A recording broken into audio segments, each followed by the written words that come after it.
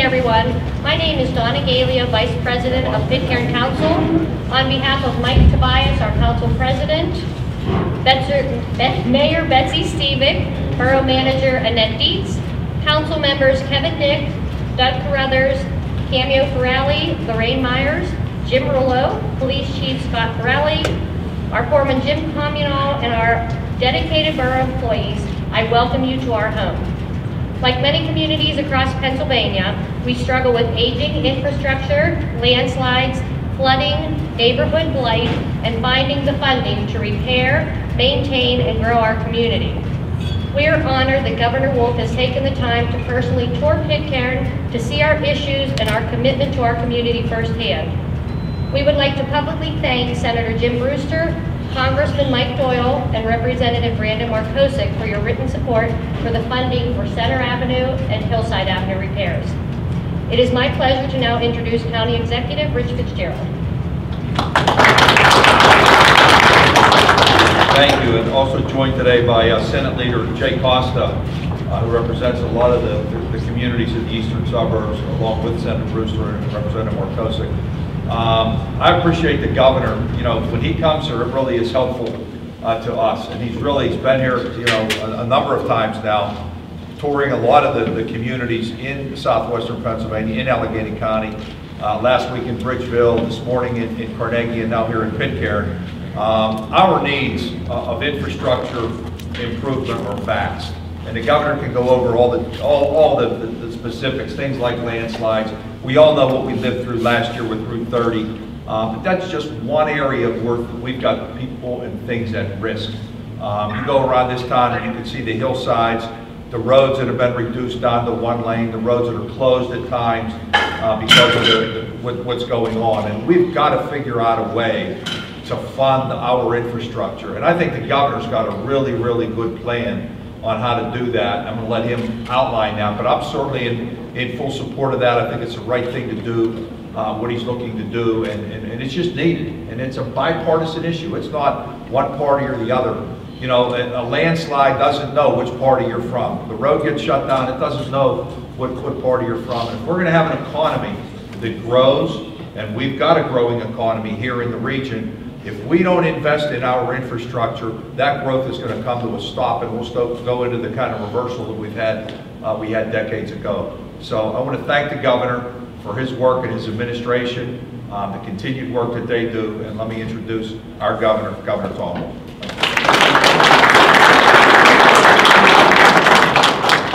So I thank you, Rich. It's always good to be here, and I really appreciate being anywhere with County Executive Fitzgerald. He's done a phenomenal job for Allegheny County, but I don't know that you're all aware here in Allegheny County that he's a real resource for all of us in Pennsylvania. That is really good to have him here. And of course, my bosses, the governor of Pennsylvania, so we have Senator Jim Brewster, Senator Jay Costa, the Democratic leader of the state Senate, and of course Brandon Markosik, Representative Markosik. These folks really give me my marching orders, but all of us are trying to do the same thing, whether it's the county executive, whether it's in Harrisburg, we're trying to make Pennsylvania a better place. And it's one thing to have a vision for strong communities, for places that people want to come and live, raise a family, build a business. It's one thing to say that. It's one thing to actually have it happen. And the tour that I just took is one of the things that shows exactly what communities like Pitcairn, but all over the Commonwealth. And as Rich said, it doesn't discriminate by party or region. It's rural and it's urban. It's old communities and new communities. We're all struggling with the same things, and that is if we want to have that vision come to reality, where we have communities that actually are the kind of places we want to raise a family, build a business, we want to live, we got to do more than just talk about it. And there's some things that we really have a problem with right now in Pennsylvania. And I'm just going to give you 3 things to illustrate that. Let's start with what we just saw on this tour. This is a disaster waiting to happen. To a certain extent, some of the disaster has already happened. Landslides, but there was a landslide, John, last night, he said, just yesterday, that we saw coming down into the creek, or the run. But we went up one road that was one lane down to one way. We came back down another that's still supposedly two-way, but it's not long to this world. It's just a matter of, John, you were saying, some spring rains might change everything. Well, there are communities all over Pennsylvania living on the edge just like this. And when you say, okay, let's fix that, you don't have the resources to fix it. And it's not really your position to fix it. You have local taxpayers, local citizens who live here, and they depend on making sure this local area is everything it ought to be. But much of the problem is being caused upstream in other areas that you don't control it. They don't benefit from anything. And who's responsible for it? Well, it seems to me that's something that the state can do something about. Right now, though, there's nothing. We have almost 1 million people in Pennsylvania who don't have access to broadband, as long as we're talking infrastructure and things. And that's not a problem here, but it is a problem in a lot of parts of Pennsylvania. And right now in Pennsylvania, there's nothing that we have that can say, we're going to do something about it, we're going to fix that. I have a plan to try to get everybody access to the internet by 2022, but it's really woefully underfunded. We're scrambling for funds there. We have places, again, like Pitcairn, but boroughs, third-class cities, municipalities all over Pennsylvania that have problems with blight. You have, what, at least 20 buildings you were saying, maybe even more, that you could tear down today.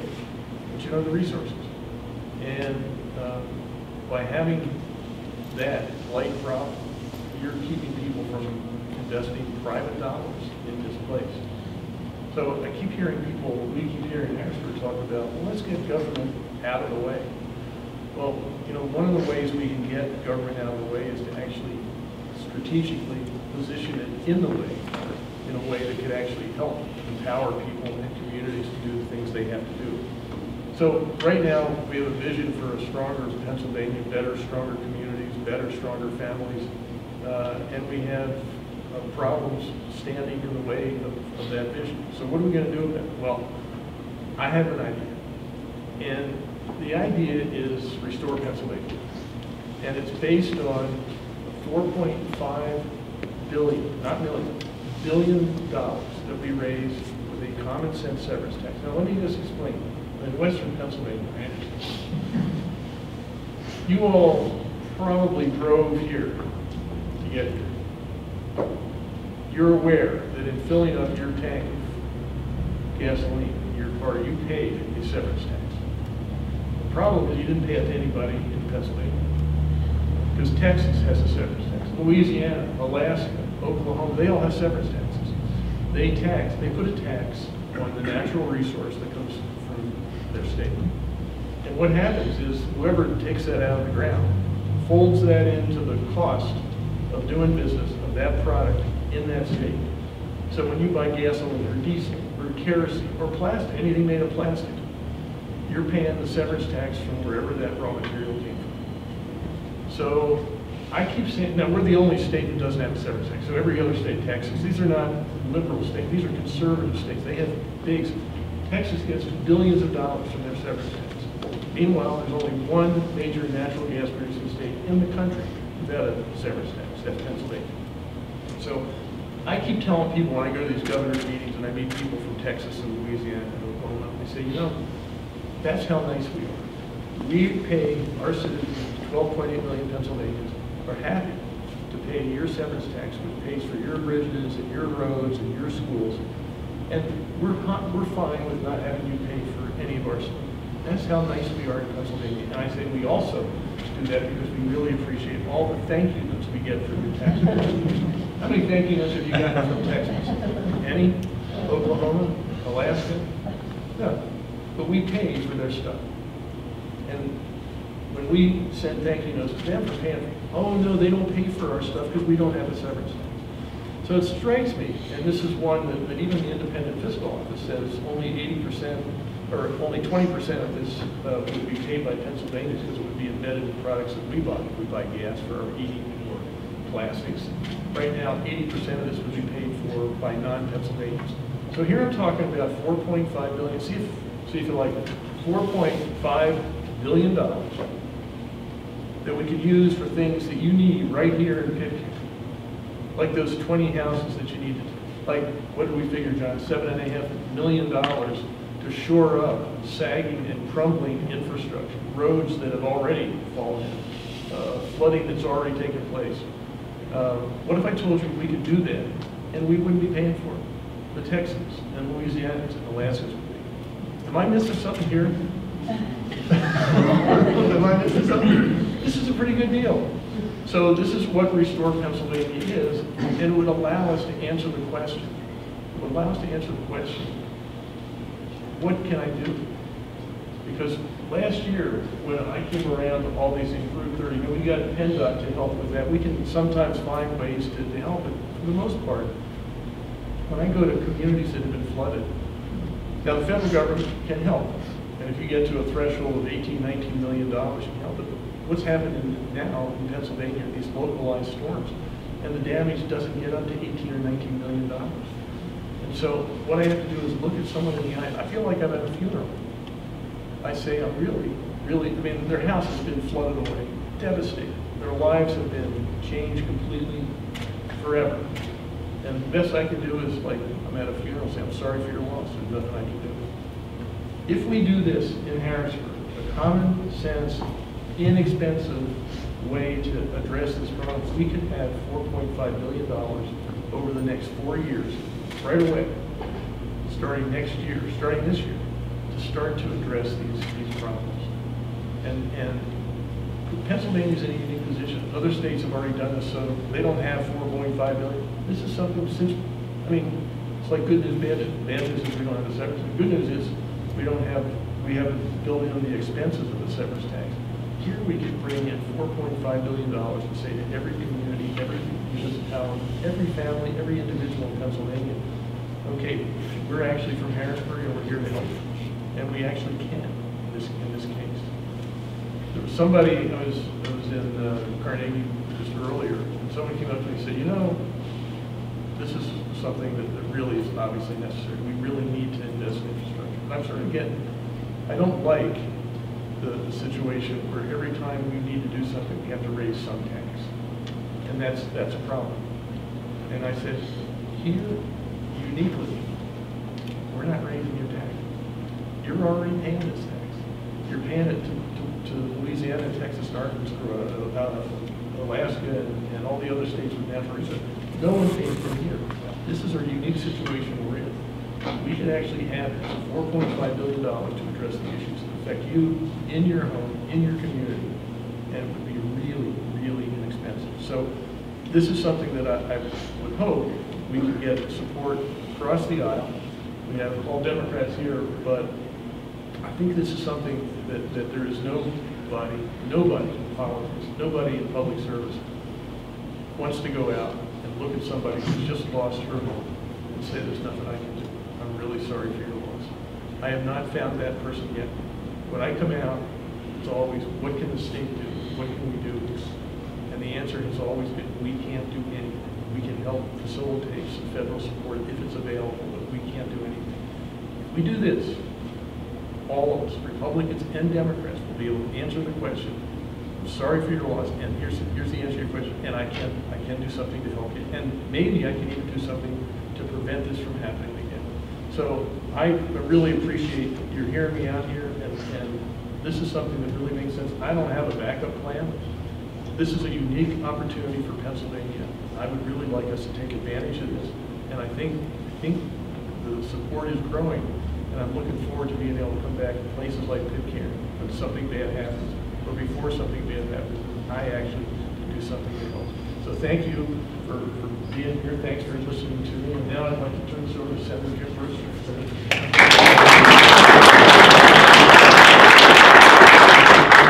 Thank you, Governor. I'll be brief. Let me start by thanking the local elected officials, Public Works, Police.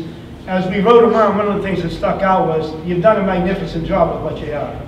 I think you should be commended for that. Hopefully the residents see that. And I want to thank our governor. You're going to hear it again. With him here, by Rich Fitzgerald, our county executive, and Senator Costa, our leader in the Senate. You know, oftentimes, some of you know I was a former mayor. Jay hates when I bring it up, but you know, what I saw today is not new to me. I've got 38 communities, 38 mayors. But sometimes when we call, we wonder if they think we're lying. These hills really are coming down. It was a scary trip today. And to think that people are living in those homes, I mean, somebody could get hurt. And to try and get that message across at budget time so we can get these things passed is often difficult. Tim Joyce is sitting here. Every time it rains, the floods, the wind, I finally told him, next time we get a phone call Rich. That's my backup. You don't know I said that. I mean, you want to call Governor, it's up to you. But it's a real serious situation we find. And I don't know if the Governor, he told you what we wanted to do, and it's a great plan. And I want to support it 100%. But today we get the impact fee. Pitcairn get a check for impact fee? How much is the check? A couple $100? Yeah, it's small. I'll continue. Kevin, a couple $100? I'm going to continue. 364 something. Well, I can tell you, the impact fee simply doesn't cover, and the governor made it very clear, that's where you're getting shortchanged. It's about, I think it's about a 2% effective rate on the gas company, natural gas. And Keysburg got a check for $500, Duquesne got a check for $13. That's your impact fee. So we want to fix that. And what the governor wants to do will not only fix that, it'll front load funding so that we don't have to wait 5 years to come back and tell you we can help you with the hill. I don't want to belabor what the obvious is, but currently the impact fee, I didn't like it from the beginning. It wasn't fair from the beginning. And in fact, we've been working on the severance tax for years since you've been there. And I think I even wrote a bill when I was mayor that nobody paid attention to.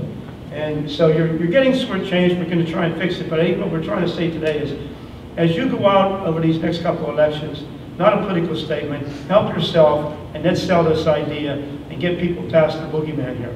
This isn't going to hurt you, it's going to help you. And I know you need the equipment. Jim, you talked about that. So again, I want to thank the governor and our county executive. They're everywhere. And for Jay Costa to be here, I always kid Jay. I've got 38 communities, and I welcome him out here. He told me he played baseball here, but you know, now it's good for him to come back. You know, we want you to come back. You can't play anymore, but come back. But thank all of you for what you've done. I want to introduce Brandon Markosik, now your house rep.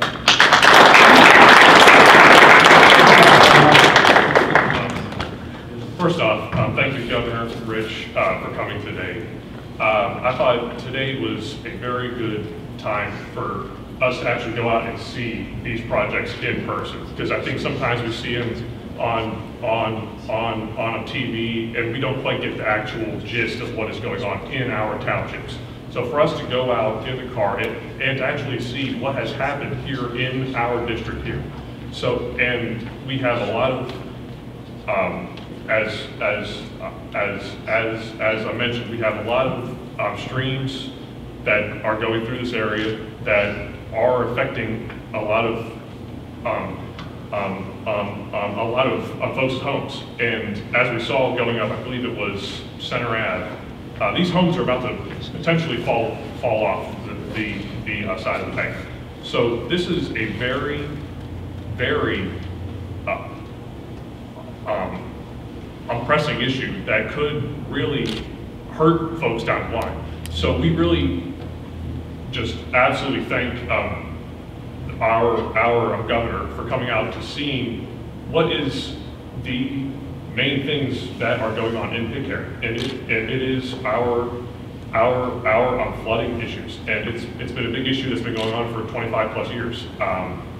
So for us to bring Pitcairn back, we need to make sure that we have those funds in place to build up our area, to bring in business, to make business come to Pitcairn. And so far, I think we're doing a very good job, and I'd like to say to our governor that his program is on that right track, and we are going on the right track to bringing Pitcairn as a place to bring business and also folks to Pitcairn to bring their families, and that is a big thing. So, to kind of close here, this has been an issue for about 30 years here, and we've fought very hard to bring Pitcairn and also some of the surrounding areas back after they've been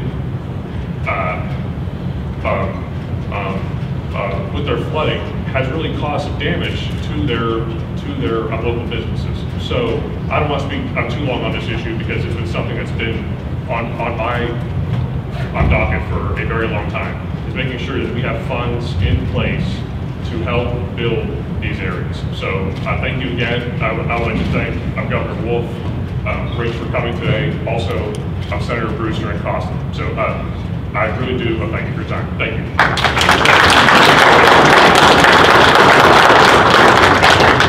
Governor Wolf, please do the rise.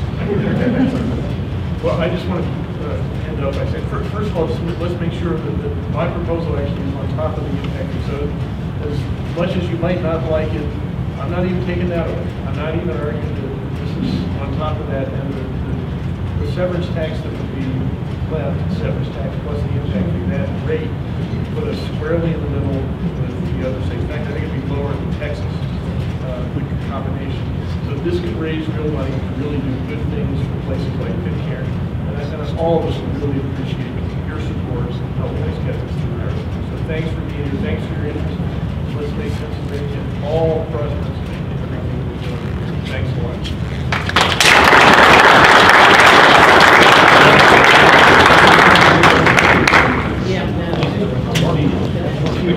I'll see you.